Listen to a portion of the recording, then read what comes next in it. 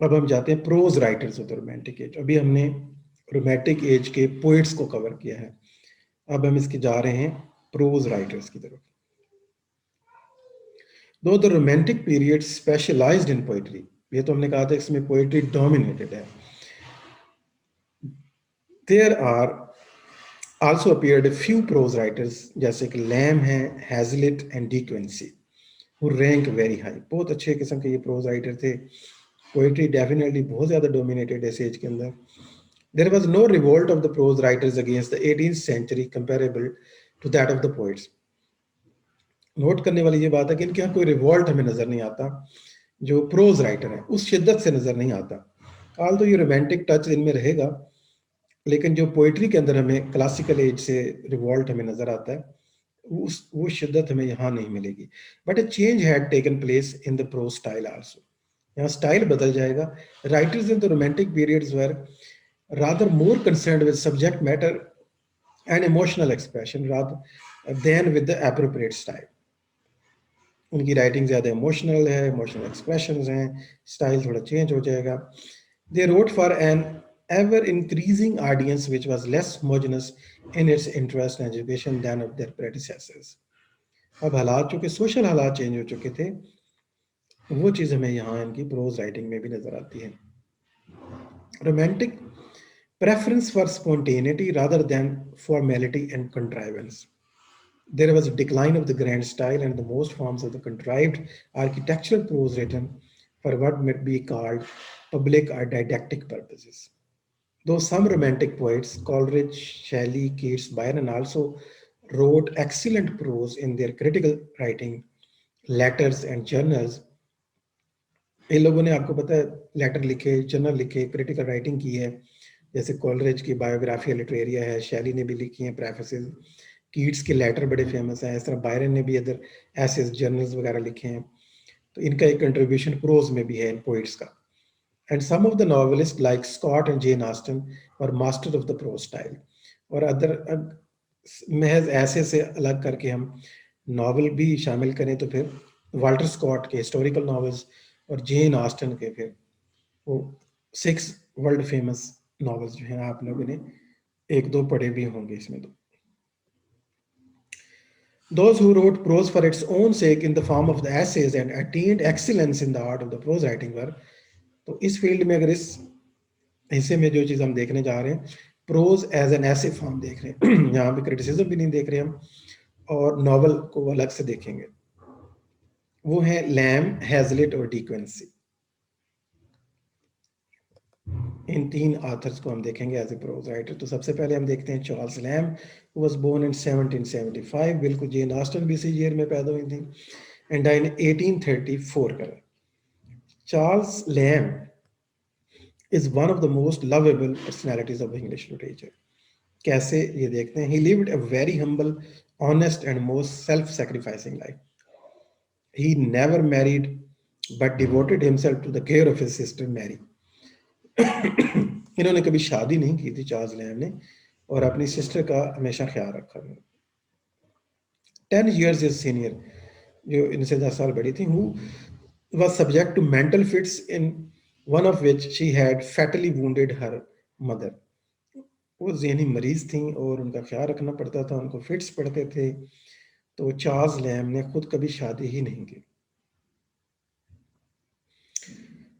Essays लिखते हैं और इनके फेमस एसेज हैं essays of Elia and the last essays. Essays of Elia जो है इनके ऐसे राइटिंग की खास बात है, इनमें एक फिक्शनल करेक्टर होता है एलिया, ये लगातार इनके हर ऐसे में होता है और इसकी मदद से ये कमेंट करते हैं माशरे के हालात और वाक़यात के ऊपर। एक फिक्शनल करेक्टर की मदद से ये अपने सारे ऐसे लिखते थे, एसेज ऑफ एलिया के नाम से।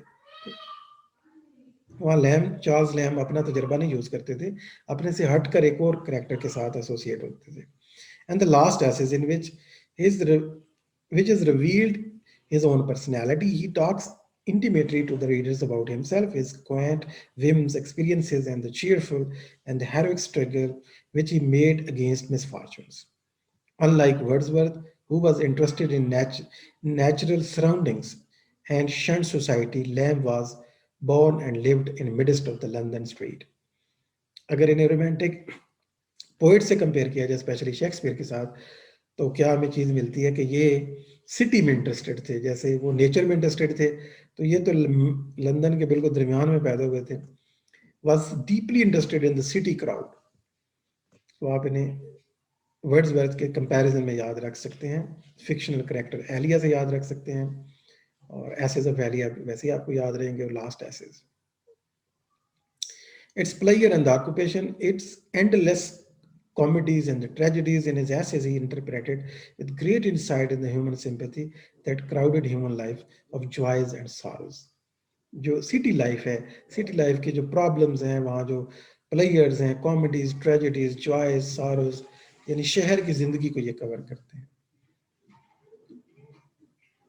यहाँ इनका कंट्रास्ट हो जाएगा वर्ड्सवर्थ के साथ। Lamb belonged to the category of the intimate and self-revealing essayist, of whom Montaigne is the original. Lamb follow किसको कर रहे हैं? मोन्टेन को समझते हैं ओरिजिनल है, जैसे मैंने आपको पहले बताया था। एक और एसेस्ट को पढ़ते हुए आपको याद होगा, वो उस टाइम पे बताया था कि जो ओरिजिनली सबसे पहला ऐसे लिखा गया या ऐसे फॉर्म की बुनियाद रखी है, वो एक इटालियन पोइट हैं, राइटर हैं, सॉरी पोइट कह रहा हूँ, एसेस्ट हैं, Montaigne. And the Cowley the first exponent in, और इंग्लैंड के अंदर ये काउली से मुतासिर हैं, और ओवरऑल ये मोन्टेन को फॉलो करते हैं, फ्रांसिस बेकन को फॉलो नहीं करते। To the informality of the Cowley he adds the solemn confessional manner of Sir Thomas Browne है। He writes always in a gentle, humorous way about the sentiments and the trifles of everyday life. Gentle way है, मजाक के अंदाज में लिखते हैं, light tone के अंदर, सिटी लाइफ के बारे में, छोटी छोटी चीजों के ऊपर। The sentimental smiling figure of Elia in his essays in only a clock with which Lamb hides himself from the world. और एलिया का इन्होंने किरदार एक बना रखा है, जिनके पीछे छुप कर जो है, जिनका क्लॉक ओढ़ के ये सारे कमेंट करते हैं। Though in his essays he plays with trivialities, as Walter Pater has said, we know that beneath this bellicose surface there is something of the domestic horror of the beautiful heroism and devotedness to of the old Greek tragedy. ठीक है, old Greek tragedy की तरह बज़ाहिर तो बड़ी light tone में आराम से बात की जा रही होती है, लेकिन इन साइड बड़ी डीप होती हैं और गहराइयों वाली बातें होती हैं। वाल्टर पैटर ने कमेंट किया इनके ऊपर, और ये वाल्टर पैटर कौन है? ये विक्टोरियन एज में एक क्रिटिक और पोइट है, इनसे मुलाकात होगी आपकी। The style of the Lamb is described as quaint because it has the strangeness which we associated with something old-fashioned. One can easily trace in his English the imitation of 16th and 17th centuries writers. He most loved Milton, Sir Thomas Browne, Fuller, Burton, Isaac Walton. इन लोगों से ये काफी मुतासर थे, उनको follow करते थे। This is the secret of the charm of his style, that it also prevents him from ever becoming monotonous or tiresome. His style is also full of surprises because his mood continuously varies, creating or suggesting its own style and calling into play some recollection of this and that writer of the old world. तो ये bore नहीं होने देते, monotone style नहीं है, change करते रहते हैं, मूड को भी, इंफॉर्मेशन को भी, दिस और दैट इन्वॉल्व करते हैं। Lamb is the most lovable of all English essayists, and in his hand the essay reached its perfection. कहा जाता है कि उन्होंने इस आर्ट को परफेक्ट किया है, इसको ऐसे writing. His essays are true to the Johnson's definition, a loose sally of the mind. Johnson ने इनके ऊपर कमेंट जो वर्ड है, अगर वो इसके ऊपर लगाए जाए तो वो ये बनेगा, loose sally of mind. Though his essays are all criticism or appreciation of the life of his age and literature, they are all intensely personal. This wonderful combination of the personal and the universal interest, together with his rare old style and quaint humor, which have given his essays his perennial charm and earned for him the comfortable title of the Prince among English essayists. इनको क्या कहा जाता है English world के अंदर? The Prince among English essayist, क्योंकि उन्होंने universal और पर्सनल को मिक्स किया है, लाइट ट्यून है, ह्यूमर के साथ, और वेरियस जो इन्फॉर्मेशन और एल्यूजन लेके आते हैं, और बोर भी नहीं करते, बहुत खूबसूरत ऐसे लिखते हैं। एलिया का फिगर है, वैसे भी वो इंट्रोड्यूस करते हैं, खुद डायरेक्टली भी कमेंट नहीं करते। चार्ल्स लैम थे ये। उसके बाद हमारे पास एक और हैं एसेइस्ट हैं, William Hazlitt. As a personality Hazlitt was just the opposite of Lamb. अगर इनको देखा जाए तो बिल्कुल ये अपोजिट है लैम के। He was the man of the violent temper. वो बड़े कूल और काम थे, बड़े सब्र के साथ लिखते थे। चार्ल्स लैम की मतलब जो वर्क है, जैसे उर्दू में उर्दू राइटिंग होती है ना, बिल्कुल स्मूथ, इस तरह वो लिखते थे। लेकिन इनकी वायलेंट टेम्पर था, strong likes and dislikes. In his judgement of others he was always downright and frank and never cared for its effects on them. किसी का ख्याल और लिहाज नहीं करते थे, गुस्से में लिखते थे, बहुत कड़वी बातें एसिडिक लिखते थे, स्विफ्ट की तरह। During the time when England was engaged in a bitter struggle against Napoleon, Hazlitt worshipped him as a hero. ऊपर हैजलेट के साथ एक और मसला था माशरे के साथ, कि जब नेपोलियन के साथ, नेपोलियन के बारे में आपको पता है, माशरे के अंदर, इंग्लैंड सोसाइटी के अंदर वो काफ़ी हेटेड पाई जाती थी, क्योंकि इंग्लैंड और फ्रांस की जो लड़ाई नेपोलियन की वजह से ही तो लगी रही थी। लेकिन ये क्या करते थे, आइडियलाइज करते थे नेपोलियन को। Hazlitt worshipped him as a hero, उसे हीरो समझते थे। And so he came in conflict with the government. हुकूमत के साथ भी इनका कॉन्फ्लिक्ट बना रहा। His friends left him one by one on account of his aggressive nature, ठीक है, and at the time of his death only Lamb stood by him, ठीक है। हैजलेट के साथ सिर्फ चार्ल्स लैम ही खड़े हुए, और बाकी तकरीबन सारे लोग इनको छोड़ के चले गए। ये उनका एग्रेसिव बिहेवियर था, उनकी एसिडिक टोन थी। हमारे यहाँ जैसे हसन निसार की राइटिंग है ना, अगर उनके कॉलम पढ़ें तो वो बड़े एग्रेसिव अंदाज में लिखते थे। किसी ज़माने में पढ़ता रहा तो छोड़ दिए। उनको पढ़ते हुए मुझे यही हैजलेट का ख्याल आता है, जैसे लगता है इन्हीं से उन्होंने सीखा है। Hazlitt wrote many volumes of the essays on which most effective is The Spirit of the Age. इन्होंने लिखे 1825 में The Spirit of the Age। Hazlitt और हसन निसार के दरमियान सिमिलैरिटी आप देख लीजिएगा तो आपको काफ़ी याद रहेगा। In which he gives critical portrait of the number of his famous contemporaries. This work, this was the work which only Hazlitt could undertake because he was outspoken and fearless in the expression of his opinion. ठीक है, outspoken थे, कोई डर नहीं था, कोई खौफ नहीं था, फियरलेस थे अपने एक्सप्रेशन में, और माशरे से बिल्कुल उल्टा चलते थे। The style of Hazlitt has force, brightness, and individuality. Here and there we find passages of the solemn and stately music. It is the reflection of the Hazlitt personality, outspoken, straightforward, and frank. As he had read widely and his mind was filled with great store of learning, his writings are interspersed with sentences and phrases from other writers, and they are also echoes of their style. यकीनन vitally reading करते थे, बहुत ज़्यादा किताबें पढ़ रखी थी वो राइटिंग में उनकी। वो सारी वैरायटी जो है ना हमें नज़र आती है उनकी राइटिंग के अंदर। तीसरे जो बड़े हमने कहा था तीन प्रोज राइटर हम डिस्कस करेंगे। टॉमस डिक्वेंसी हैं, was born in 1785, died in 1859. Dickensy is the famous as the writer of the impassioned prose. He shared the reaction of his day against this severe classism of the 18th century. 18th century का जो classism था उसके against उन्होंने reaction show किया. The reader is irresistible, attached by the splendor of his style which combined the best elements of the prose and poetry. इन्होंने prose और poetry के element को combine किया. The defect of his style are that he digresses too much. Problem ये था उनके साथ, and often stops in the midst of the fine paragraph to talk about some trivial thing by way of jest. अचानक ही बहुत ही serious writing करते हुए दरमियान में अचानक मजाक ले आते थे। ये क्रिटिक्स के यहाँ इनकी खामी भी रही है।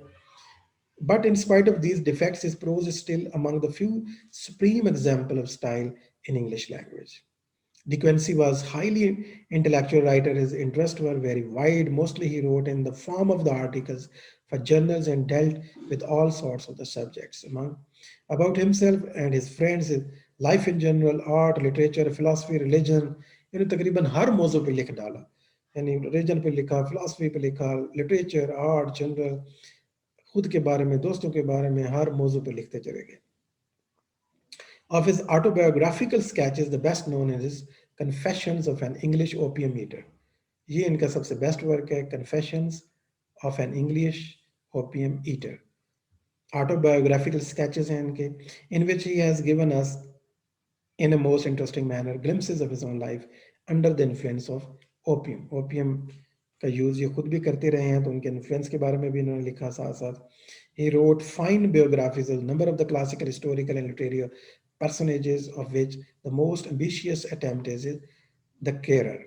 तो इन ये भी खैर इनका एक biographical वर्क है जिसमें historical figures को ये his most perfect historical essay is the Joan of Arc. His essays on the principle of the literature are original and penetrating. The best of this type is the one where he gives the distinction between literature of knowledge and the power. On the knocking at the gate in Macbeth is the most brilliant one. इस work को भी याद रखिएगा, on the knocking at the gate in Macbeth. He also wrote very scholarly articles on Goethe, Pope, Schiller, and Shakespeare. Beside these, he wrote a number of the essays on science and theology. In all his writing, De Quincey asserts his personal point of view. As he is a man of strong prejudices, likes and dislikes, he often gives undue emphasis on certain points. The result is that we cannot rely on his judgment entirely. Personal है, opinion based है, उसमें आपको prejudice भी मिलेगा, likes और dislike भी मिलेंगी, बड़ी strongly अपने point को आगे बढ़ाते थे. तो ये एक खामी essayist के अंदर अक्सर पाई जाती है. Moreover, the splendor of his poetic prose, इनकी जो खास क्वालिटी है कि पोइटिक प्रोज थी, इन्होंने पोएट्री और प्रोज को मिक्स किया है, which is elaborated and sonorous in its effects, cast its own special spell. The result is that De Quincey is still one of the most fascinating prose writers of the England. तो हमने अभी pros में 3 writer को भी discuss किया, इनको cover करने की कोशिश की है जल्दी से. थोड़ी एक अर्जेंसी और तेजी आप नोट कर रहे होंगे, उसकी वजह ये है कि मैं आपका थोड़ा सिलेबस कवर करवाने की कोशिश कर रहा हूँ.